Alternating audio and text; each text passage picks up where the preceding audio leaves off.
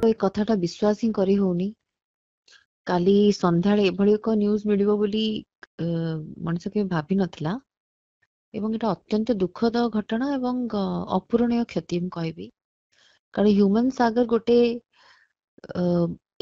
ମାନେ ଏଇ ଦଶନ୍ଧିର ଗୋଟେ ଗୋଟେ ଓଡିଆ ମ୍ୟୁଜିକ ଇଣ୍ଡଷ୍ଟ୍ରି ପାଇଁ ଗୋଟେ ଯୋଉ କହନ୍ତି ଗୋଟେ ସ୍ୱତନ୍ତ୍ର ସ୍ଥାନ କ୍ରିଏଟ କରିପାରିଥିଲେ ନିଜ ପାଇଁ ଏବଂ ଗୋଟେ ଷ୍ଟାଇଲ କୁ ସିଏ ଆରମ୍ଭ କରିଥିଲେ।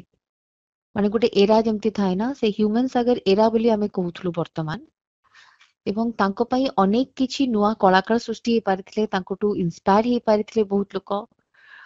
ଆଉ ଯୋଉ କହନ୍ତି ମୁମ୍ବାଇ ବଲିଉଡ ରୁ ଲୋକ ଆସିବା ମଧ୍ୟ ବନ୍ଦ କରିଦେଇଥିଲେ। ତାଙ୍କର ଭଏସ ର ଗୋଟେ ଥିଲା ମାନେ ଯୋଉ ଯାଦୁକରୀଟା ଗୋଟେ ନ୍ୟାସନାଲ ଲେଭେଲ ର ଫ୍ଲେଭର ତାଙ୍କର ଭଏସ ରୁ ସବୁବେଳେ ଆମେ ପାଉଥିଲୁ।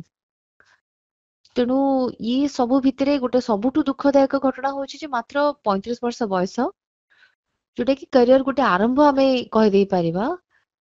କିନ୍ତୁ ତା ପୂର୍ବରୁ ସବୁ ଥାଇକି ମାନେ ଆପଣଙ୍କର କୁହନ୍ତୁ ନେମ୍ ଫେମ୍ ସବୁ ଥାଇକି ମଧ୍ୟ ଆଜି ଏଭଳି ପରିଣତି ମାନେ ଯୋଉ ପରିଣତି ଆମେ ଦେଖିଲୁ, ସେଟା ମାନେ କଦାପି ବିଶ୍ୱାସ ଯୋଗ୍ୟ ହେଉନି ଏବଂ ବହୁତ ହି ଦୁଃଖ ଲାଗୁଛି, ବହୁତ ଦୁଃଖ ଲାଗୁଛି ଆମ ଇଣ୍ଡଷ୍ଟ୍ରି ଉପରେ ଗୋଟେ ଯେମିତି ଗୋଟେ ଯୋଉ କହନ୍ତିନି କି ଶାପଗ୍ରସ୍ତ ହେଇଛି ଆମ ଇଣ୍ଡଷ୍ଟ୍ରି।